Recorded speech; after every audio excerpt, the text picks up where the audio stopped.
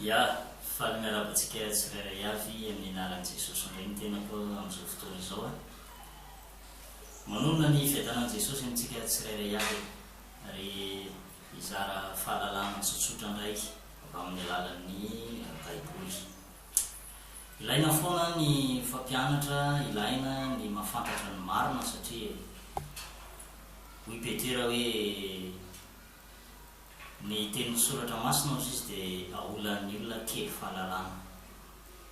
Aolan'ny olona kely fahalalana zany hoe violen'ny olona zany ny tenin'Andriamanitra io a rehefa tsy aina mitondra ny tenin'Andriamanitra zany hoe aviliviliny zany. Zay ny antony isin'ity pejy ity a ity afatra ity na any amin'ny journalako zany a any amin'ny page Facebook a afaka mijery nareo toriteny velona afaka manaraka ihany koa ny fandarantsika any amin'ny YouTube ary raha tsy tapaka ny fandarana fa atsapa zavatra ianao e zay ny tena marina atsapa zavatra ianao ary hitanao fa tena isy fiovana mihitsy amin'ny fiainanao.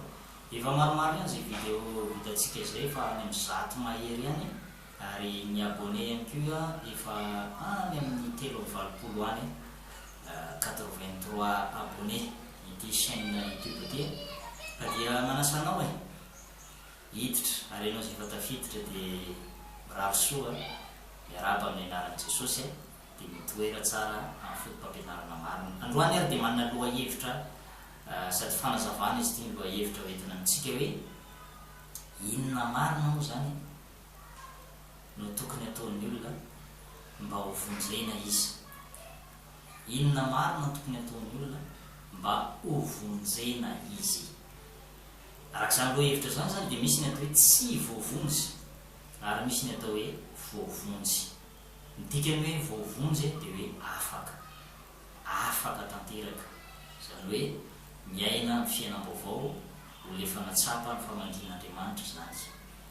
Ya ka izay no fototry ity afatra ity hoe inona marina moa no tokony ataon'ny olona anankiray mba ho voavonjy izy. Andeha indranitsika ny tenin'ilay lehilahy anankiray atao amin'ny asan'ny apôstôly toko 410 izay nametraka izay fanontaniana izay mihitsy ndray andro.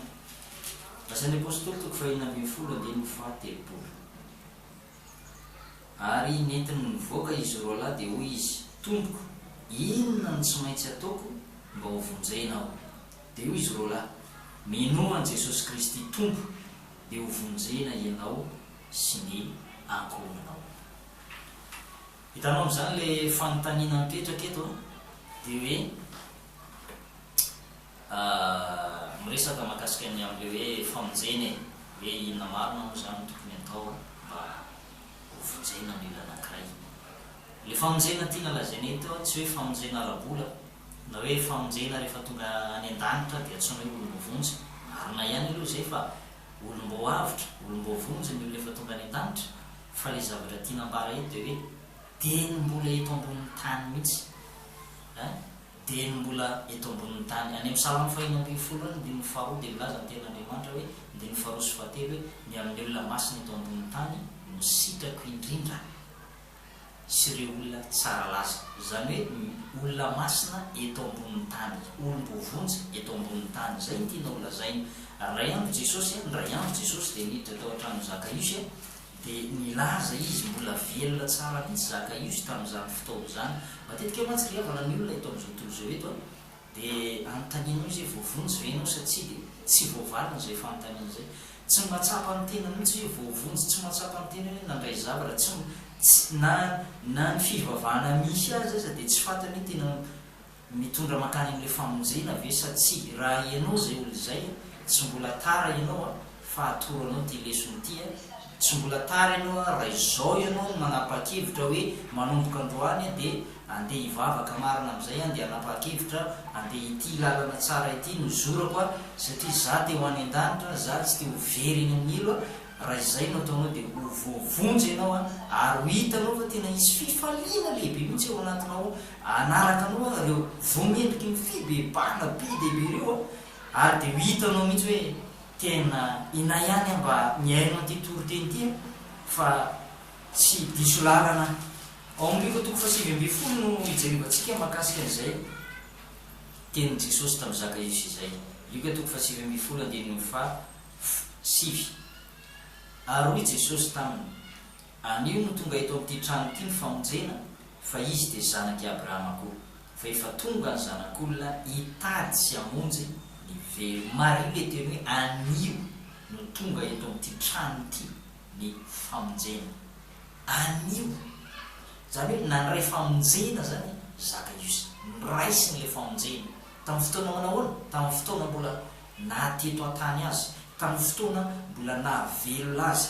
Tsy soratra mihitsy eto milaza hoe maty zaka, efa maty zaka izy vao niteny an'izany Jesosy, fa niteny Jesosy hoe anio no tonga eto amin'ity tokantrano ity ny famonjena.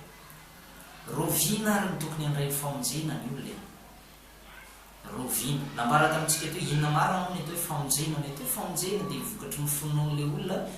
Any amin'ny Petera 1:7 any dia milaza ny ten'Andriamanitra hoe mandray ny antony finoanareo dia ny famonjena ny fananareo. Ny antony finoana dia famonjena ny fanahy. Zany hoe matoa voavonjy ny olona anankiray dia nieno izy. Zay mahatonga ny Paoly niteny tamin'ny lehilahy mpianatra ranomaizina io tany amin'ny asan'ny apôstôly 2:7 zay nivatritsika teo hoe inona no tokony ataoko izy mba hovonjena tena maro. Paoly sy Silasy hoe minoana Jesosy tompo dia hovonjena ianao sy ny ankohonanao. Mazava amintsika angamba ny atao hoe famonjena, fanafana amin'ny ota, fanafana amin'ny sazin'ny ota, fanafana ny olona anankiray tsy ho very eny amin'ny elo. Olona afaka tanteraka izy, tsy gejain'ny devoly intsony, tsy manao sitrapony devoly intsony, tsy tarihan'ny satana intsony, tsy miaino ny feon'ny satana intsony. Olona afaka tanteraka zany izay ny atao hoe voavonjy. Dia efa nambara tamintsika teo hoe ny famonjena ry tompoko eto ambonin'ny tany no andraisana famonjena.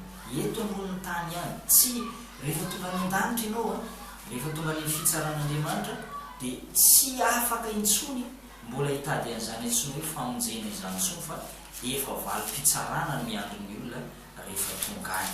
Izay ny antony ampirisihako anao amin'ity toriteny toko fa 7:10 ity izay tapa voalohany milaza manao hoe fa zay isan'ny velona rehetra dia misy fanantenana. Zay isan'ny velona dia ny mbola velona zaka izy io dia mbola velona tsara mihitsy izy, mbola miriary ary mbola voanao action mihitsy ary izy hoe andeha hizara ny atsasaky ny fananako omeko ny malahelo na omeko ny mandry, mbola velona tsy hoe efa maty fa mbola velona. Ka zay ny ampirisihako anao hoe aza dia diso hevitra re le olona hoe rehefa tonga any an-danitra rehefa maty ianao dia hoentina any amin'ilay afo fadiovana ianao na tsy hoe purgatoire ka nampanota be azy ianao dia maty ianao avy eo dia hoentina ivavahana ianao dia hoentina any amin'ilay afo fandiovana, ampanantenana pokaty ianao misy ny afo fandiovana dia farany very any amin'ny elo ihany ianao fa fotom-pampianaran'ny satana zany hoe tsy maninana miaina fahotana ihany izy nareo hoe tsy maninana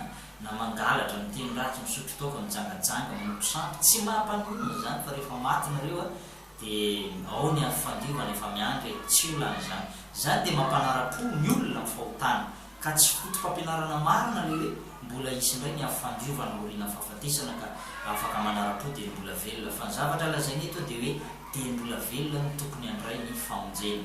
Dia mazava be amintsika zany zavatra zany fa rehefa tonga ny fitsarana lanitra tsika dia efa valim-pitsarana indray ny miandry na ho any elo mirehetra avy na ho any an-danitra. Raha resy moa ianao hita eo ianao hoe maloto be ny dossier ianao, tsy mibebaka ianao, tsy niavana tamin'Andriamanitra ianao, tsy nanararotra ny fotoana nomen'Andriamanitra dia very any amin'ny elo. Fa kosa raha nahay nanararotra ny fotoana hibebana, hiverenana amin'Andriamanitra, hifonana, nangatahana famelan-keloka amin'Andriamanitra dia lanitra no vantany lao. Aizany ny andinitsoratra masina milaza an'izany. Koritianina 2:9 ary izay mpiara-miasa any dia miangavy anareo koa mba tsy handraisanareo foana ny fahasoavan'Andriamanitra. Fa hoy izy tamin'ny fotoana kasitrahana no nienoko anao ary tamin'ny andro famonjena no namonjeko anao. Indro ankehitriny ny fotoana kasitrahana, indro ankehitriny no andro famonjena. Mario le teny hoe tamin'ny fotoana akasitrahana no nienoko anao ary tamin'ny andro famonjena no namonjeko anao. Misy zany rehefa zay fotoana zay atsiny hoe andro famonjena zay. Zao mbola misokatra midanadana varavara ny fahasoavana eto Paoly dia milaza hoe mba tsy andraisanareo foana le fahasoavan'Andriamanitra izy ataovy sarobidy ny fotoana zay mbola ataovy sarobidy aminao ny mbola anananao fotoana mandraiza ny fahasoavan'Andriamanitra zay menanao maimaim-pona zany dia tsy inona moa le fahasoavana fa zay zavatra rehetra nomen'Andriamanitra antsika maimaim-pona na ara-nofo na ara-panahy amin'ny alalan'i Jesosy Kristy zay ny atao hoe fahasoavana. Famonjena ary dia fahasoavana eto dia lazainy eto hoe tamin'ny andro famonjena no namonjeo anao. Misy mihitsy zay andro famonjena zay fa aza dinidinonao tamin'ny andronao azy dia nisy ny fotoana fibebahana 20 taona no ana namboatra ny samby fiara io foana niakatra ny an-tendrombohitra manamboatra samby fiara rehefa tapitra zay fotoana zay dia tapitra koa ny fiampitaonan'Andriamanitra tapitra treo na ny famonjena tafiditra tao amin'ny samby fiara no avary mianaka nikija ny ranorana 70 andro sy 70 alina difitry ny rano daholo ny tanety manontolo hatramin'ny tendrombohitra zay le andro fahatezeran'Andriamanitra ka amin'izany fotoana zany ny fahatezeran'Andriamanitra dia efa nanomana toerana anankiray Andriamanitra mizoana hoe elo na afobe dia rehefa tezitra izy dia atsikiny tezitra Andriamanitra zao tamin'ny Losifera dia natsikiny tany amin'ny elo Losifera. Jesosy dia miteny manao izao izy nahita ny Satana latsaka avy tany an-danitra tahaka ny varatra ry havana hofaranana ny tenin'Andriamanitra satria efa 20 minitra sady zay tsy atao lavabe ty afatra ity fa miantony finoantsika dia ny famonjena ny atao famonjena dia fanafahana rovinona tokony amin'ny famonjena dia mbola velona zay isan'ny velona misy antenainany amin'ny fa rehefa maty ianao na angalana pastera maintoro teny be tahaka ninona azy ianao tsisy vahaolana tsony amin'izany efa fitsarana efa valim-pitsarana ny any an-danitra fa ny eto ambony tany antsika no afaka mibebaka sy manompo tena amin'Andriamanitra ihany. Zay ary ny fotoatin'izay afatra zay hoe resaka famonjena inona zany eto am-pamaranana hoe torolalana ho anao satria ny hainao an'ity toroteny ty anao dia mangeta eto inona zany tokony ataonao dia hoe minoan' Jesosy tompo dia hovonjena ianao sy ny ankonanao minoan' Jesosy aloha voalohany indrindra tsy ho tonga aminao mihitsy amin'ny famonjena zany raha tsy miaiky fampanoty ianao miaiky mihitsy Jesosy miaiky afampanoty afao diovy amin'ny ranao mino ny fisoloana nataony teo ambony azy fijaliana manomboka androany dia atsatro ny fahazaran-dratsy rehetra manomboka androany dia iova manomboka androany dia amaky baiboly manomboka androany dia anao ny sitraponao raha zany no ataonao dia andray ny famonjena io zay rehetra nandray azy izy ny ten'Andriamanitra dia nomeny hery tonga zanak'Andriamanitra dia zay mino ny anarany Jaona toko voalohany 2:20 milaza zay zany hoe raha mino an' Jesosy marina ianao dia misy hery tsy hita maso amin'ny fotoana rehetra io izy tsy milaza hoe raha pitso na raha afaka pitso ianao dia hilatsaka aminao zany hery zany fa amin'ny fotoana zay hibebahan'ny olona anankiray anapahany hevitra hoe hivavaka mino an' Jesosy izy mino zay voasoratra tao amin'ny baiboly dia milatsaka ny herin'ny fanahy masina. Inona ny asan'ny fanahy masina? Ny fanahy masina dia lazainy any amin'ny asan'ny apôstôly toko voalohany dia ny fahavalo any hoe azo hery ianareo zay amin'ny andro zay latsan'ny fanahy masina aminareo azo hery zany hoe io hery io amin'ny teny hébreu dia lazainy hoe dynamis zany dynamis zany dia hery tsy haitoaina zany raha azavaina tsotsotra zany puissant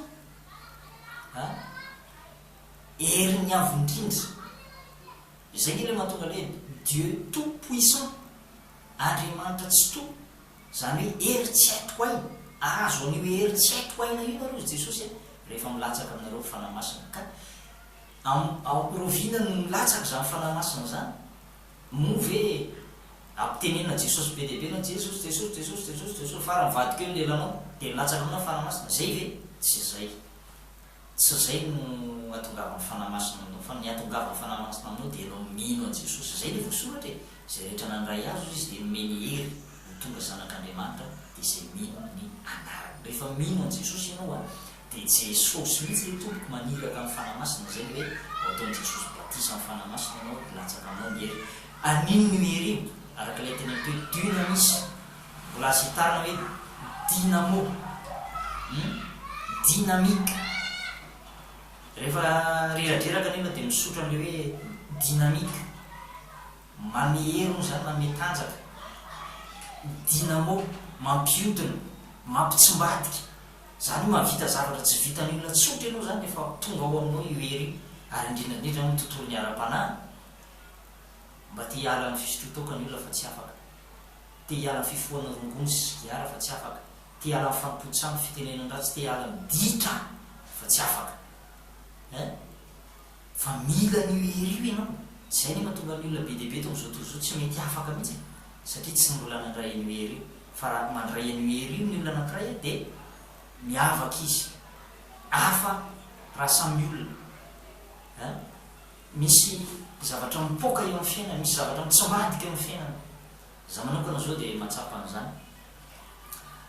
Tena raha mbola resaka fifoana sigara ngamba efa tena efa nanan-karena be mihitsy raha hoe nangonina ny vola mifoana sigara. Tsy mifidy eo na gauloise zay lazain'ny tanora am'izao hoe mafidaka na godoloka maitso na godoloka mena. Za moa tsy teny hoe zany faratampony fa tena enjana taloha ifoka sigara. Ary rehefa tsy mahita sigara dia paragasy hoe ny finosana amin'ny tranona sigara dia io indray no foana. Dia ankoatran'izay dia misotro toaka gasy dia miaraka amin'ny namana eny hatrany ampianarana azy. Fa rehefa nandray an'io hery io zay mampitsimbadika manova fiainana dia nanomboka afaka. Teo ampandraisana an'le hery aloha taloha kely zay dia nampiororony satana hoe firy-taona zay mifoana sigara, firy-taona zay sotroana toaka niaraka tamin'ny namana, niaraka tamin'ireo bandy akama reo. Dia zao ianao tampotampoka eo miova hevitra hiala, ho faty ianao, voa tuberculose ianao, marary tratra ianao. Fa rehavana zay le hoe zay rehetra nandray azy rehefa mandray an' Jesosy ianao tsy mandraitra anao zany aretina zany, tsy mbadika ny fiainanao. Ary marina le tenin'Andriamanitra fa vita tomboka vatsy eto ampelantanako ianao ary mandanao dia olatreko mandrakariva. Zany hoe rehefa ao amin'i Jesosy zany zany olona anankiray na fahafatesana azy tonga fahavelomana, na aretina tonga fanasitranana, ny voafatotra tonga olona afaka. Zany zavatra misy amin'i Jesosy fa plano devoly sy tetikadiny devoly ary fandrika ataon'ny devoly mahatonga ny olona mbola variana am'izao tontolo zao, mbola tamana ny amin'izao fiainana zao, te hanara-po ny am'izao fiainana zao. Zay mahavery eny amin'ny elo mazava ho azy fa raha maty ao anatin'ny fontana, raha maty tsy mibebaka ny mpamota iray dia ny elo no miandry azy. Malalaka ny lalana mankany amin'ny fahaverezana. Zay no lazain'i Jesosy ao natotoko fa 7:7, malalaka ny lalana mankany amin'ny fahaverezana fa tery ny lalana mankany an-danitra. Ya sao dia mivily be loatra amin'izay fa zavatra tiako ambara fotsiny hoe mivaolana zany raha tianao andray famonjena dia voalohany indrindra aloha mino an' Jesosy ianao, tahakana mino an' Jesosy, mino an' Jesosy. Rehefa nino fa tena tsy hafaty ty resaka fisotro-toaka ty raha miala am'ty ty sigara ty reto ditra na mandratsy reto dia manomboka teo dia isy fiovana ny fiainao kary nandray ny herin'ny fanahy masina. Tsy zay ihany fa zay nataon'ny tompo tampoka dia ataony aminao koa amen zany. Dia manarakarak'izay rehefa voarainao am'izay le famonjena dia hoe Jesosy any amin'ny matitoko fa 7:20 any Matthieu 24:13 zay milaza mana hoe fa izay maharitra hatramin'ny farany no hovonjena, izay maharitra hatramin'ny farany. Melokelin'izay aloha melokelin'izay tsara ho ambara amintsika ihany leo amin'ny Marka 16:15 eo misy afaka mafonja ihany keo. Marka 9:20 aloha le 9:20 ndraisitsika fa iny tena manazava azy. Marka 16:16 amin'ny anaran'i Jesosy, zay mino sy atao batisa no vonjena fa zay tsy mety mino no eloina. Melokely ny faharetana amin'ny ara-panahy zany dia mino dia atao batisa. Za tsy ady hevitra be amin'ny resaka batisa fa efa misy vidéo an'izay anelohany. Anjaranao mikaroka hoe ny batisa eo amin'ny tontolo kristianina na hoe inona marina ny antony hoe batisa.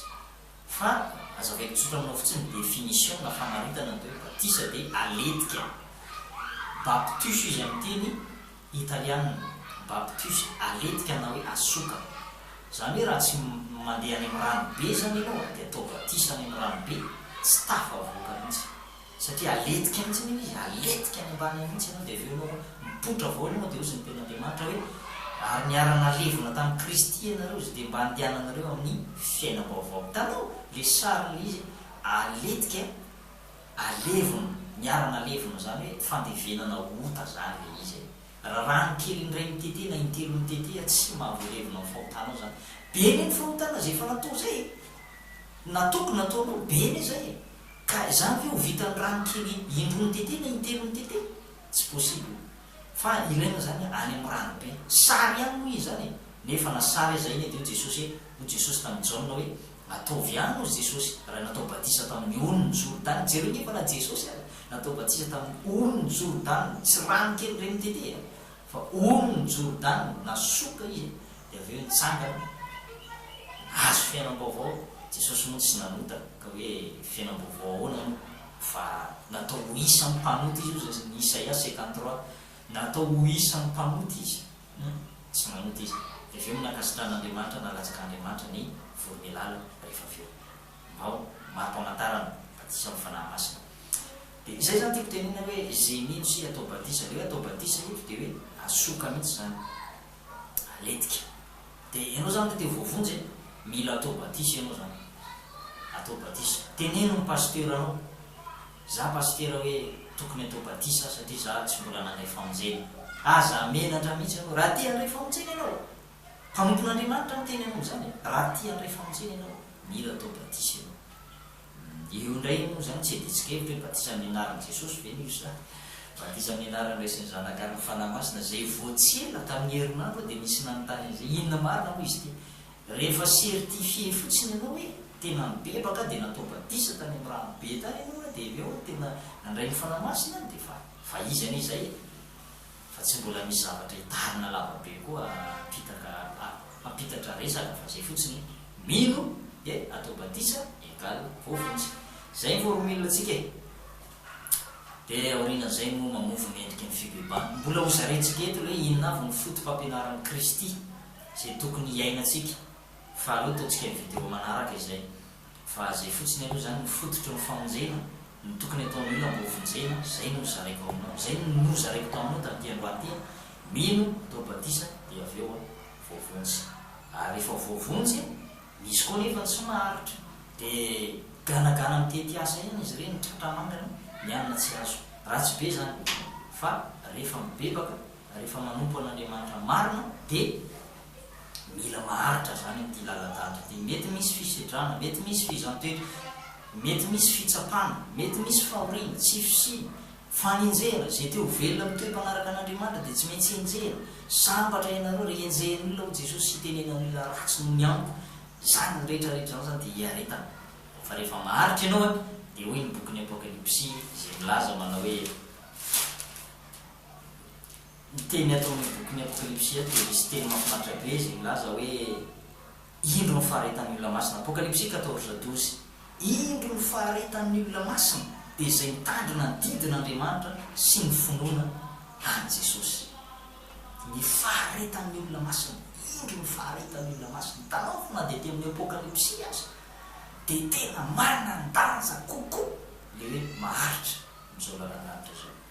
Dia itsy Jesosy daholo aminareo zay ny fampahirezana fohifohy 13 minitra mihoatra kely fa ifonany mampamoana aminay namantsy ny video rehefa lava be. Fa zavatra tiako ambaraminao dia bazara zarao hoe mety efa nafantatra amin'ny famonjena ianao mandray an'ity video ity efa tsy dia important loatra aminao efa zavatra tsy mahagaga anao intsony raha olona efa voavonjy ianao. Fa mba ifampahirezana aloha naizana tsy zany ary ihany koa mba andraisan'ny hafa ihany koa alay famonjena mba ho voarain'ny hafa tsy ho tantara fotsiny, tsy ho tantara fotsiny. Misy hira zay mantsy hoe Jesosy tantarao anazy ny famonjena, tsy tantara fotsiny fa ho voaray mihitsy. Raisy ny famonjena ozy no fiarovan-doha sy ny tenin'Andriamanitra zay sabatra ny fanahy raisina mihitsy, tsapa ao anaty mihitsy hoe voavonjy voavonjy veno. Raha manontany olona ianao zay amin'ny abe ono ianao ve efa voavonjy veno dia tsy mbola hikokotra aloha indray hoe ahoana marina voavonjy ve sa tsy tsy zay le izy fa efa misy mantany voavonjy venao ento inona pirofo efa mibebaka ino marina an' jesosy atao batisa azao mitoy amin'ny lalan-danitra nanana fanantenana ihany ko raha ho avy any amin'ny lalanitra iny jesosy fa hiditra malalaka any fiainana malasia da entontsika rehetrarehetra asizayna ny pasitsika dia zarao amin'ny olona telo fantatrao ihany keo dia azadina amiko ny clique ny abonné ao amin'ny YouTube be deaibe ny vidéo dia jerijereo fa mahasoatsika zany rehetrarehetra zany dia zay fa dia kopakopa tanana anavelomatsika tsirairay avy amin'ny anaran'i Jesosy da iny Andriamanitra totompoko